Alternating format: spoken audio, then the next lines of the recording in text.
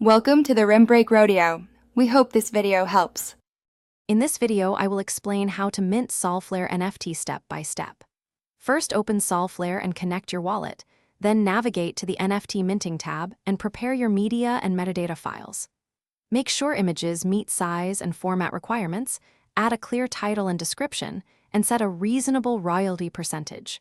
Preview the NFT, configure supply and pricing, check estimated network fees, and approve each wallet transaction to finalize your mint.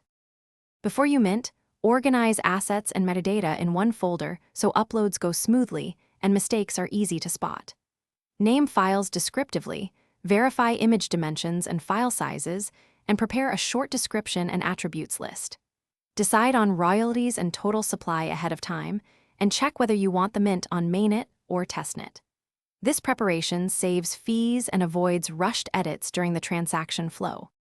If you are finding this video helpful, please like and subscribe to support the channel and get more step-by-step guides. On another note, a quick recommendation.